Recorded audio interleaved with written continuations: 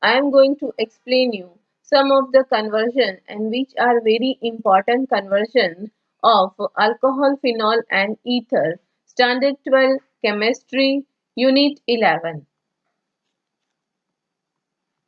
The first conversion we are going to study today, that is salicylic acid from phenol. This is also very important. Salicylic acid from phenol. So as I explained you in the last video, same way सबसे पहले हमें phenol उसकी formula पता होना चाहिए और फिर हमें सैलिसिलिक एसिड की फॉर्मूला पता होना चाहिए.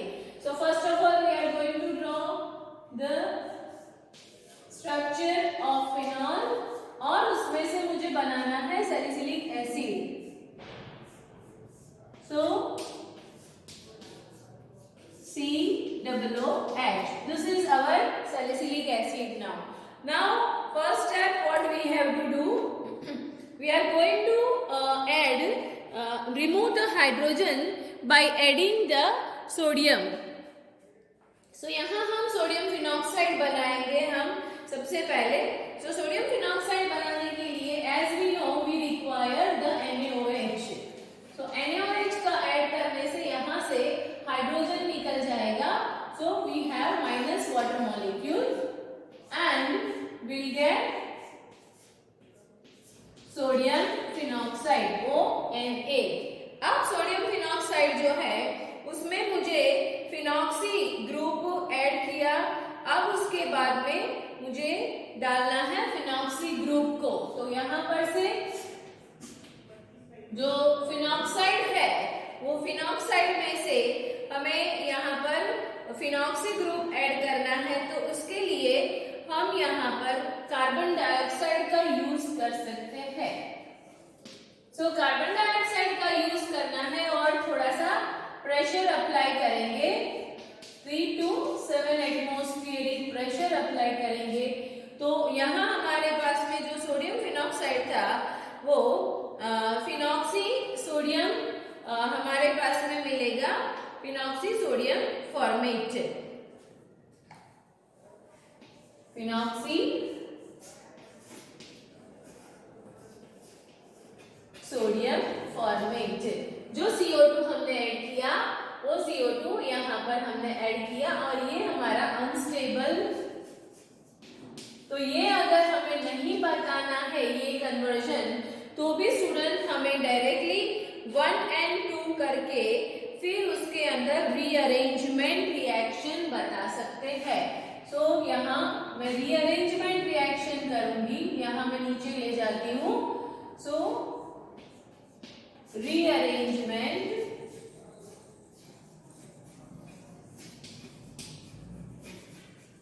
रीअरेंजमेंट रिएक्शन करने से यहाँ जो हमारा अनस्टेबल फिनॉक्सी फॉर्मेट जो है वो फिनॉक्सी फॉर्मेट में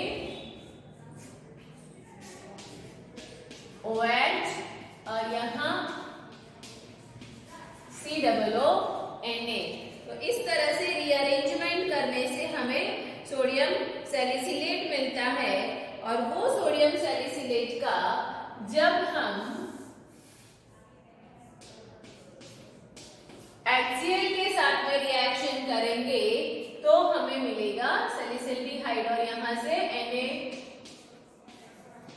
और उसी तरह से वहां पर हमारे पास में यहाँ से Na निकलेगा जो यहाँ Cl के साथ में. तो माइनस NaCl और हमें यहाँ मिलेगा हमारा सैलिसिलिक एसिड.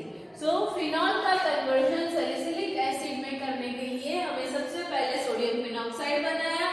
सोडियम फिनॉक्साइड के बाद में हमने रीअरेंजमेंट रिएक्शन करके उसमें कॉन्सेंट्रेटेड HCl ऐड करने से हमारे पास में सैलिसिलिक एसिड मिलता है. Now will go with the next conversion. Next conversion हम ले रहे हैं ब्यूटेन. ये सारे फिनॉल के डेरिवेटिव्स बहुत इंपॉर्टेंट हैं इसीलिए यहाँ इसमें इंक्लूड किया. Now butane from diethyl ether. From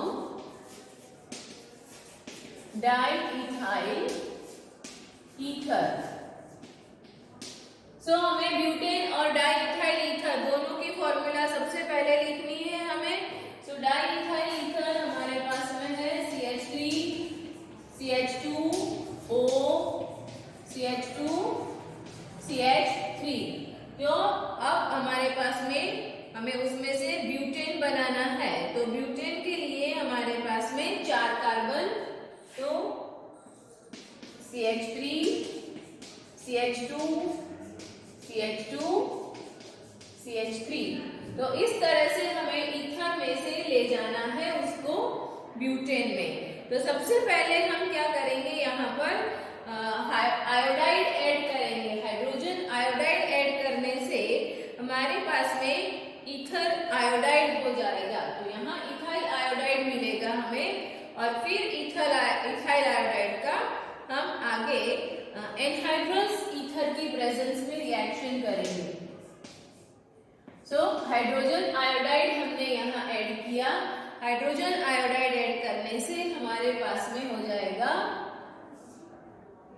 CH3 CH2I, मतलब यहाँ इसके 2 मोल हम ले लेते हैं, तो 2 mole of ethyl iodide, 2 mole of ethyl iodide मिला हमें। अब ये इथाइल आयोडाइड में अब हम फिर से एक और मोल इथाइल आयोडाइड ऐड करते हैं। हमने 1 mole of ethyl iodide add किया in presence of ether, in presence of anhydrous ether. और एनहाइड्रस ईथर की प्रेजेंस में जब हम ये रिएक्शन करेंगे तो हमें यहाँ ब्यूटेन मिलेगा। तो इससे मैं थोड़ा सा ऐसे करके आपको बताती हूँ student. 3 ethyl iodide in presence of anhydrous ether, और यहाँ पर हमें इस तरह से हमारा ब्यूटेन मिल गया। तो ऐसे हमें मिलता है हमारा ब्यूटेन। ऐसे आप कन्वर्जन इजीली समझ के कर सकते हो। उसके बाद में अगर आगे हम दूसरा कन्वर्जन में जाते हैं तो वो है phenyl acetate. Now third conversion we are going to study, that is phenyl acetate from benzene sulfonic acid. So benzene sulfonic acid. अब आपको ये दोनों फॉर्मूला पता है कि आपको फिनाइल एसीटेट और बेंजीन सल्फोनिक एसिड, तो बेंजीन सल्फोनिक एसिड मतलब हमारा बेंजीन के ऊपर SO3H, तो ये हो गया हमारा सल्फोनिक एसिड, और उसमें से हमें बनाना है फिनाइल एसीटेट। तो फिनाइल एसीटेट COCH3। सो ये हुआ हमारा फिनाइल एसीटेट। अब बेंजीन सल्फोनिक एसिड में से यहाँ से SO3H ग्रुप में से हमें लाना है OH ग्रुप। सो OH ग्रुप लाना है, इसलिए हम सबसे पहले ऐड कर देंगे हमारा NaOH। NaOH ऐड करने से ये सॉलिड NaOH डालेंगे यहाँ, तो सॉलिड NaOH डालने से SO3H ग्रुप जो है वो फिनॉल ग्रुप में कन्वर्ट हो जाएगा और हमें वहां पर फिनॉल मिलेगा, और उसके बाद में हम एसिटिक एनहाइड्राइड उसका रिएक्शन करेंगे, एसिटिक एनहाइड्राइड। तो यहाँ होगा CH3 twice O, और इसके साथ में हमें ये हमारा जो फिनाइल एसीटेट है वो मिलेगा, और यहाँ माइनस एसिटिक एसिड जो है वो हमारा रहेगा by product, that is the conversion of phenyl acetate from benzene sulphonic acid.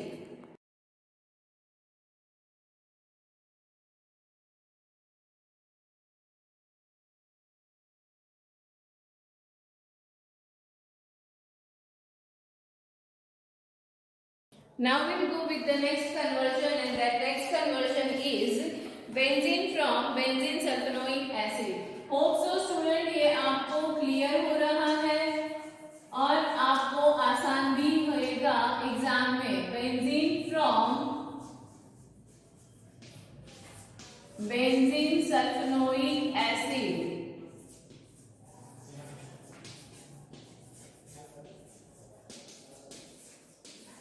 सबसे पहले जैसे मैंने बताया हमारे पास में बेंजीन और सल्फोनिक एसिड की फॉर्मूला हमें याद है, तो हम पहले वो स्ट्रक्चर ड्रॉ कर देंगे. तो ये हुआ हमारा सल्फोनिक एसिड और हमें इसमें से बनाना है बेंजीन. अब उसमें से हमें सिर्फ करना क्या है स्टूडेंट, तो हमारा जो SO3H ग्रुप है वो ग्रुप को हमें निकालना है. तो सेम वे जैसे हमने आगे किया था हम फ्यूजन करेंगे NaOH ऐड करने से. NaOH ऐड करने से जो SO3H ग्रुप है वो निकल के वहां पर हमारा OH group phenolic OH group add हो जाएगा. और फिनोलिक OH ग्रुप में जब हम उसका रिएक्शन जिंक डस्ट के साथ में, जिंक पाउडर के साथ में करेंगे, then we'll get the benzene. ये रिएक्शन काफी टाइम एग्जाम में पूछा गया है, तो इसीलिए इसको याद रखोगे. Now next our conversion is that is we are going to prepare salicylic from chlorobenzene. So this is also a very important conversion, that is salicylic from chlorobenzene.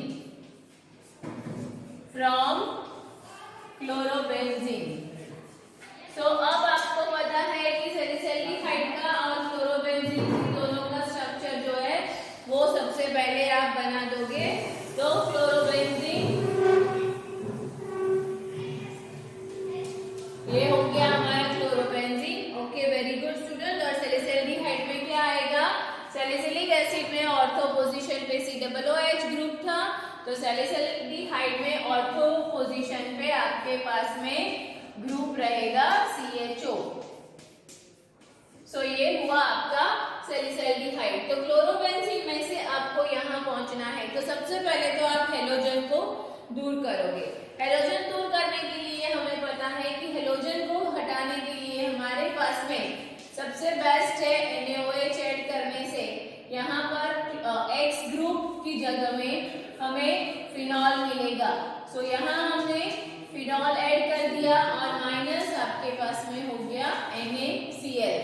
अब जैसे ही फिनॉल आपके पास में आया, वो फिनॉल की क्लोरोफॉर्म की presence में हम NaOH डालेंगे plus NaOH. In presence of chloroform and NaOH add करने से हमें यहाँ सैलिसाइलिक मिलता है. तो this is also important conversion of phenol. Derivatives में ये भी पूछा जाता है. डायरेक्टली अगर क्लोरोबेंजीन से नहीं पूछा तो फिनॉल में से भी हमें सैलिसाइलिक बनाने का पूछा जा सकता है. तो ये ध्यान रखोगे स्टूडेंट. समझ में आ रहा है ना everything? It is clear student? Okay, very good. Now we are going to go for the next conversion, and next conversion is ethane from. Ethane बनाना है हमें, किस में से बनाना है? सेम वे डाइइथाइल ईथर में से. Diethyl ether. इथेन की फॉर्मूला एंड डाइइथाइल की फॉर्मूला कौन बताएगा मुझे सबसे पहले? यस, अभी ही हमने आगे किया. वेरी गुड बेटा. CH3 CH2O CH2 CH3. Very good. ये डाइइथाइल ईथर की फॉर्मूला है. अच्छे से आपको याद रह गई है. ओके, उसमें से आपको बनाना क्या है? यहाँ पर आपको बनाना है इथेन. तो हम जाएंगे सीधा इथेन पे, C2H6. यहाँ से आपको डाइइथाइल ईथर में से आपको इथेन पे जाना है. तो उसके लिए सबसे पहले हम करेंगे hydrolysis in presence of H2SO4 hydrolysis करने से आपके पास में इथेनॉल मिल जाएगा। सो हाइड्रोलिसिस किया हमने 2 मोल इथेनॉल हमें मिला in presence of dilute H2SO4। Hydrolysis ether का करने से ईथर में से अल्कोहल मिलता है, तो यहाँ हमें इथेनॉल मिला। अब इथेनॉल का रिएक्शन हम करेंगे in presence of red phosphorus with HI, hydrogen iodide के साथ में अल्कोहल का in presence of red phosphorus. अगर अल्कोहल के रिएक्शन करते हैं रेड फॉस्फोरस की प्रेजेंस में, तो यहाँ हमें उसमें से इथेन हाइड्रोकार्बन मिलता है। तो स्टूडेंट्स यहाँ आप इजीली समझ सकते हो। इसकी जगह में अगर आपको कोई और भी दिया है तो आपको पता चलना चाहिए कि किस तरह से आप उसमें ईथर में से हाइड्रोकार्बन तक पहुंच सकते हो, सैचुरेटेड हाइड्रोकार्बन आप कैसे ले सकते हो। नेक्स्ट कन्वर्जन में जाते हैं इथाइल ब्रोमाइड।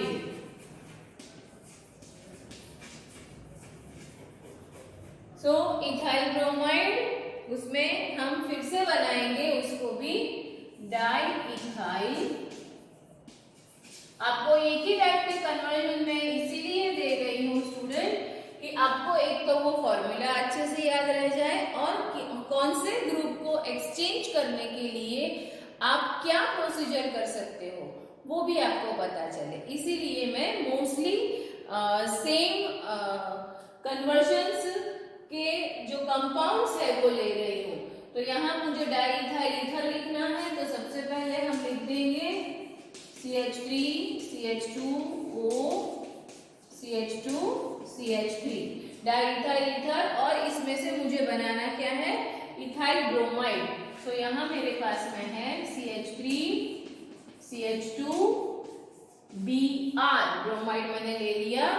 अब मैं कौन से रास्ते से जाऊंगी, तो मुझे यहाँ हेलोजन ग्रुप आएगा। तो सबसे पहले तो मैं उसमें से अल्कोहल, ईथर में से अल्कोहल बना देती हूँ।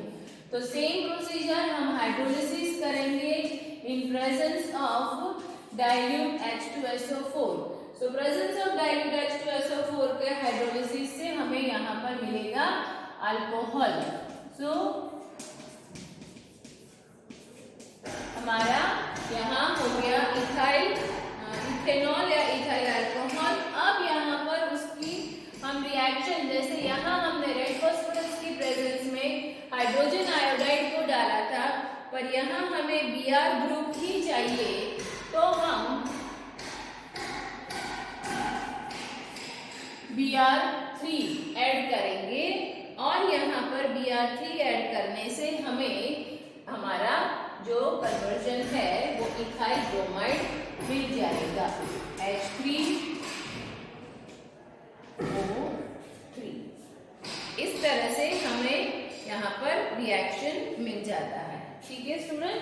सो यहाँ हमें मिल गया हमारा माइनस करके फॉस्फोरस एसिड और हमारा ethyl bromide. Hope so student ये सारे रिएक्शंस के कन्वर्जन्स आपको अच्छे से याद हो गए होंगे।